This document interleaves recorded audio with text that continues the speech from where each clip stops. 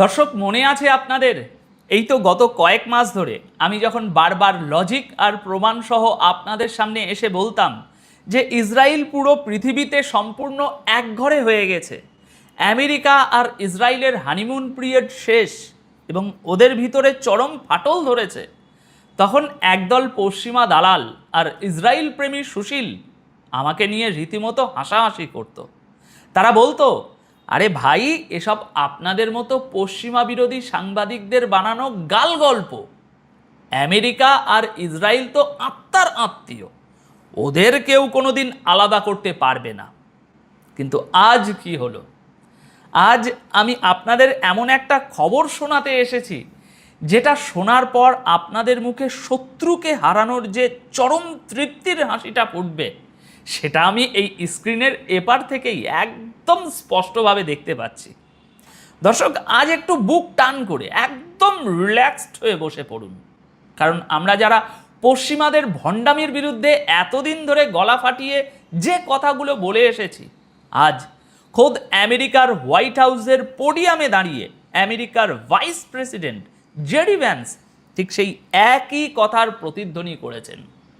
হ্যাঁ, একদম ঠিক শুনছেন আপনারা সকলে। যে আমেরিকা এতদিন ইসরায়েলের যে কোনো অপরাধকে অন্ধের মতো ডিফেন্ড করে এসেছে, আজ সেই আমেরিকার ভাইস প্রেসিডেন্ট প্রকাশ্য ক্যামেরার সামনে ইসরায়েলকে চরম অপমান করে কি বলেছে শুনবেন। বলেছেন, পুরো পৃথিবীতে ডোনাল্ড ট্রাম্প ছাড়া তোমাদের আর কোনো মিত্র অবশিষ্ট নেই। একবার লজিক্যালি চিন্তা করুন দর্শক, যে অহংকারী ইসরায়েল এতদিন আমেরিকার টাকায় আর অস্ত্রে ধরাকে সরা জ্ঞান করত, আজ তাদের মুখের উপর খোদ আমেরিকাই থাপ্পড় মেরে বুঝিয়ে দিচ্ছে বিশ্বমঞ্চে তাদের আসল মূরতটা ঠিক কতটুকু। দর্শক, আজ আপনাদের রীতিমতো সেলিব্রেট করার দিন, কারণ আপনাদের এই বিশ্লেষকের প্রেডিকশন আজ অক্ষরে অক্ষরে মিলে গেছে। কিন্তু কিভাবে ঘটলো এই অসম্ভব ঘটনা? কিভাবে ইরান এমন একটা জিওপলিটিক্যাল মাস্টার স্ট্রোক দিল যে আমেরিকা নিজের পরম মিত্র ইসরায়েলের গলায় ফাঁস পড়াতে বাধ্য হলো? তাহলে চলুন এই ধামাকাদার প্রতিবেদনটি শুরু করা যাক এবং শেষ পর্যন্ত অবশ্যই সাথে থাকবেন। দর্শক, আজ শুক্রবার 19শে জুন, আর ঠিক আজকের এই দিনেই অর্থাৎ 19শে জুন 2026 রাত 12:52 বিখ্যাত ব্রিটিশ গণমাধ্যম দ্য গার্ডিয়ান এমন একটি প্রতিবেদন প্রকাশ করেছে যা পশ্চিমা বিশ্বের কূটনৈতিক ফেলিওর এবং ভণ্ডামির মুখোশ পুরোপুরি খুলে দিয়েছে।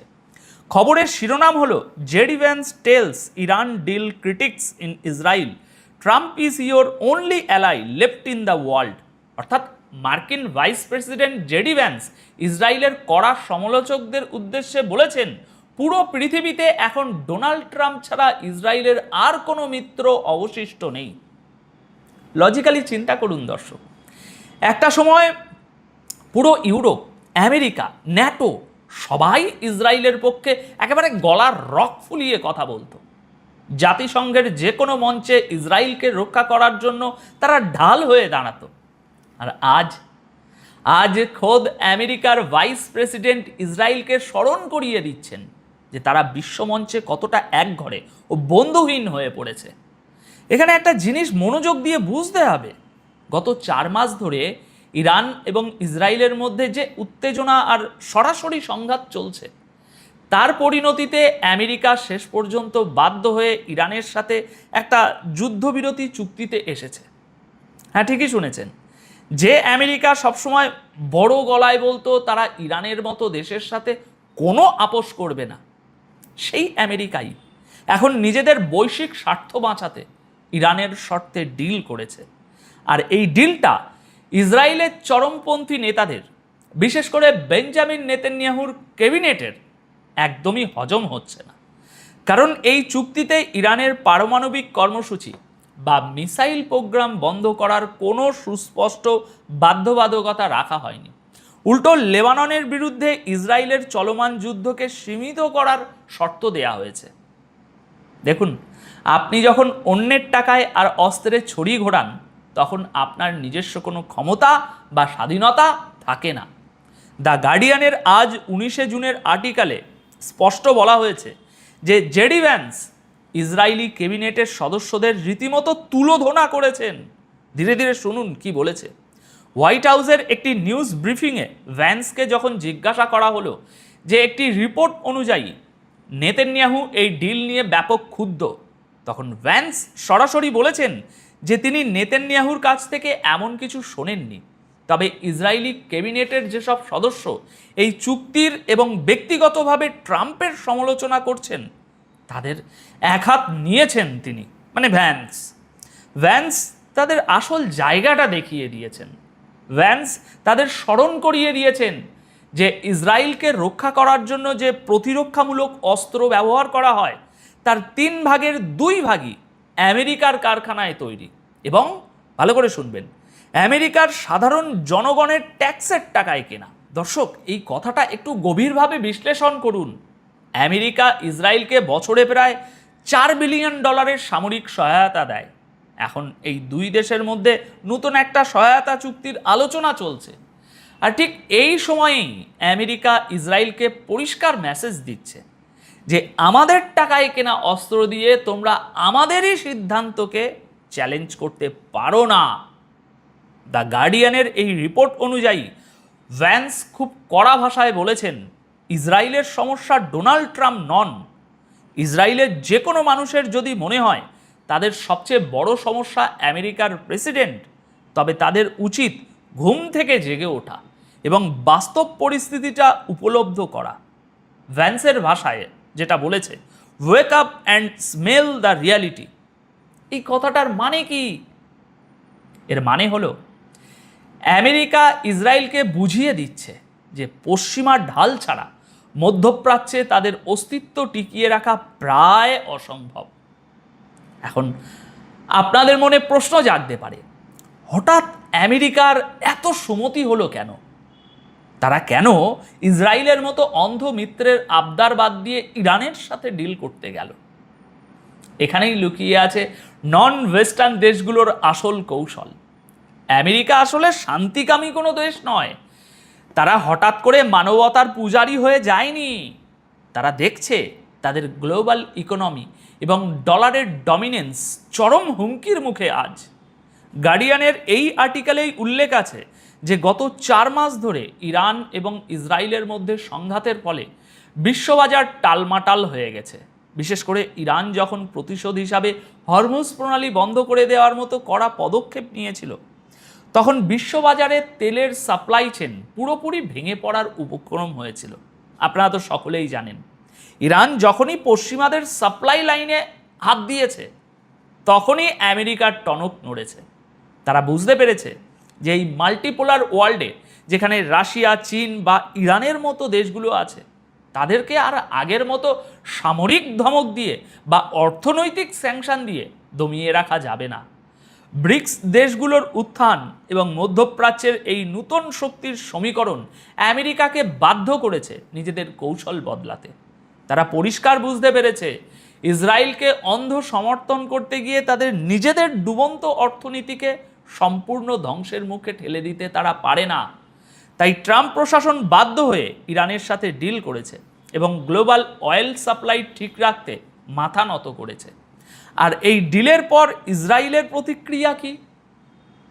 ইসরায়েলের অতি ডানপন্থী জাতীয় নিরাপত্তা মন্ত্রী ইতেমার বেন গভির এবং অর্থমন্ত্রী বেজেলেল স্মটিচ রীতিমতো পাগল হয়ে গেছেন।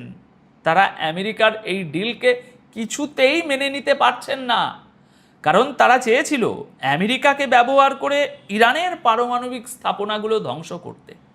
কিন্তু ইরান তাদের সেই সুযোগ তো দেয়ইনি, উল্টো নিজেদের শর্তে আমেরিকাকে চুক্তিতে সই করিয়েছে। নিউ ইয়র্ক টাইমসের একটি সাক্ষাৎকারের বরাত দিয়ে দ্য গার্ডিয়ান এই প্রতিবেদনেই জানাচ্ছে যে গতকাল বৃহস্পতিবার প্রকাশিত ওই সাক্ষাৎকারে জেডি ভ্যান্স ইসরায়েলের এই 2 মন্ত্রীকে সরাসরি আক্রমণ করে বলেছেন, আপনাদের আসল প্রস্তাবটা কি? আপনারা মাত্র 90 লাখ মানুষের একটা দেশ। আপনারা আপনাদের সমস্ত জাতীয় নিরাপত্তার সমস্যার সমাধান শুধুমাত্র মানুষ খুন করে করতে পারেন না। দর্শক, একবার ভাবুন কথাটার গভীরতা। পশ্চিমা বিশ্বের একজন শীর্ষ নেতা যিনি কিনা খোদ আমেরিকার ভাইস প্রেসিডেন্ট, তিনি প্রকাশ্য স্বীকার করছেন যে ইসরায়েল শুধু হত্যার মাধ্যমে সমাধান খুঁজছে। এতদিন যে পশ্চিমাদের মেনস্ট্রিম মিডিয়া ইসরায়েলের সমস্ত হত্যাযজ্ঞকে সেলফ ডিফেন্স বা আত্মরক্ষা বলে দিনের পর দিন জাস্টিফাই করে আসছিল, আজ তারাই বলছে you can't just kill your way out. অর্থাৎ শুধু মানুষ মেরে সব সমস্যার সমাধান করা যায় না। এটাই হলো পশ্চিমাদের চরম ডাবল স্ট্যান্ডার্ড, যা আজ তাদের নিজেদের অভ্যন্তরীণ চাপেই খসে পড়ছে।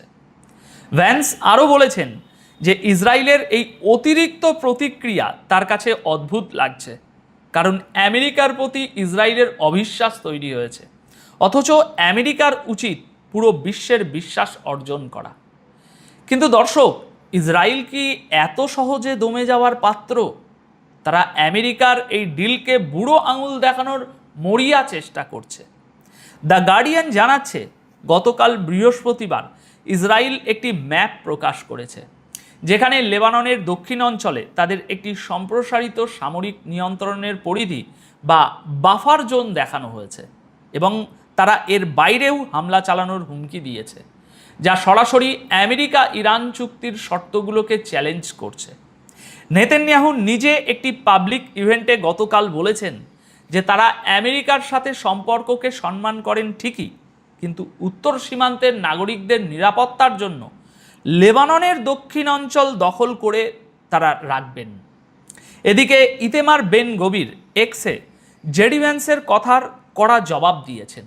তিনি বলেছেন 21 শতকের নাৎসিদের সাথে নাকি সেভাবেই ডিল করতে হবে যেভাবে আমেরিকা 20 শতকের নাৎসিদের সাথে ডিল করেছিল। অর্থাৎ তারা নিজেদের দখলদারিত্ব এবং অপরাধকে আড়াল করতে সেই পুরনো ভিকটিম কার্ড খেলার চেষ্টা করছে। তারা ইরানকে নাৎসি বলে আখ্যা দিয়ে আমেরিকাকে পুনরায় যুদ্ধে জড়ানোর ফাঁদ পেতেছে। কিন্তু এবার তাদের এই ইমোশনাল ব্ল্যাকমেল কাজ করছে না। কেন করছে না?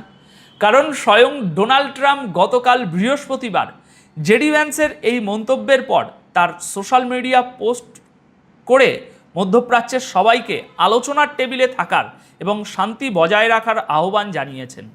ট্রাম্প স্পষ্টভাবে লিখেছেন, আমরা লেবানন এবং ইসরায়েল সহ সব ফ্রন্টে একটি সম্পূর্ণ যুদ্ধবিরতি আশা করছি। অর্থাৎ ট্রাম্প প্রশাসন কোনোভাবেই চাইছে না যে এই যুদ্ধ আরও ছড়িয়ে পড়ুক। দর্শক, এবার আসা যাক সেই সিক্রেট কথায়। কেন আমেরিকা, বিশেষ করে ট্রাম্প প্রশাসনের মতো একটা কট্টর প্রো ইসরায়েল প্রশাসন আজ ইসরায়েলের গলা চেপে ধরেছে? দেখুন, আসল সত্যটা হলো আমেরিকা এখন আর বিশ্বের একমাত্র সুপার পাওয়ার নয়। এই বহুমেরু বিশ্বে আমেরিকা অত্যন্ত গভীরভাবে অনুধাবন করেছে যে তারা যদি এখন ইসরায়েলের খাতিরে ইরানের সাথে পূর্ণাঙ্গ যুদ্ধে জড়ায়, তবে রাশিয়া এবং চীন হাত গুটিয়ে বসে থাকবে না। ইউক্রেন যুদ্ধে ন্যাটো এবং আমেরিকা যেভাবে রাশিয়ার কাছে কৌশলগতভাবে পরাজিত হয়েছে এবং তাদের বিলিয়ন বিলিয়ন ডলারের অস্ত্র যেভাবে ধ্বংস হয়েছে, তাতে আমেরিকার সামরিক ভাণ্ডার এখন অনেকটাই তলানিতে। এর ওপর তাইওয়ান ইস্যুতে চীনের সাথে তাদের টেনশন তো লেগেই আছে, ওটা লেগেই থাকবে। এমন অবস্থায় ইরান শুধু একা নয়, তার পিছনে ব্রিক্স এবং সাংহাই কর্পোরেশন অর্গানাইজেশনের মতো শক্তিশালী নন ওয়েস্টার্ন জোটের প্রচ্ছন্ন ব্যাকআপ রয়েছে। আমেরিকা খুব ভালো করেই জানে মধ্যপ্রাচ্যে আরেকটি নতুন ফ্রন্ট খোলা মানে হলো বৈশ্বিক মঞ্চ থেকে আমেরিকান আধিপত্যের চিরস্থায়ী বিদায়। হরমুজ প্রণালী বন্ধ করে দিয়ে ইরান আমেরিকাকে তাদের সবচেয়ে, আমি বলবো, দুর্বল জায়গায় আঘাত করেছে, অর্থাৎ তাদের অর্থনীতি এবং সাপ্লাই চেনে আঘাত করেছে। আর ঠিক এই কারণেই ট্রাম্প এবং ভ্যান্স আজ ইসরায়েলকে ছুঁড়ে ফেলে দিয়ে নিজেদের সাম্রাজ্য বাঁচানোর আপ্রাণ চেষ্টা করছেন। তারা বুঝতে পেরেছেন ইসরায়েল হলো এমন একটা লাইবিলিটি বা বোঝা যা আমেরিকাকে প্রতিদিন একটু একটু একটু করে ডোবাচ্ছে। ইসরায়েলের নিজস্ব কোনো শক্তি নেই, তারা আমেরিকার কাঁধে বন্দুক রেখে গুলি চালায়, কিন্তু আমেরিকা এবার সেই বন্দুকের ভার আর বইতে পারছে না। দর্শক, বিশ্ব রাজনীতির এই বিশাল দাবার বোর্ডে পশ্চিমাদের প্রতিটা চাল এখন তাদের নিজেদের দিকেই বুমেরাং হয়ে ফিরে আসছে। যারা এতদিন সারা বিশ্বকে মানবাধিকার, গণতন্ত্র আর আন্তর্জাতিক আইনের সবক দিত, আজ তারা নিজেদের তৈরি করা দানবকে সামলাতে হিমশিম খাচ্ছে। আজ 19শে জুনের দ্য গার্ডিয়ানের এই রিপোর্টটি শুধু একটি খবর নয়, এটা হলো পশ্চিমা আধিপত্যের পতনের একটা স্পষ্ট দলিল। আজকের এই বিশ্লেষণ থেকে একটা জিনিস একদম জলের মতো পরিষ্কার: গ্লোবাল সাউথ বা নন ওয়েস্টার্ন বিশ্ব এখন আর পশ্চিমাদের রক্তচক্ষুকে ভয় পায় না। ইরান যেভাবে আমেরিকাকে শর্ত মানতে বাধ্য করলো, তা বিশ্বের অন্য দেশের জন্য একটা বিশাল উদাহরণ হয়ে থাকবে। এখন বাদবাকি আপনাদের কি মনে হয়? আমেরিকার এই প্রকাশ্য ধমকের পর ইসরায়েল কি সত্যি লেবানন বা ইরান ফ্রন্টে পিছু হটবে, নাকি তারা বেপরোয়া হয়ে এমন কোনো ভুল করে বসবে যা পুরো মধ্যপ্রাচ্যের মানচিত্র চির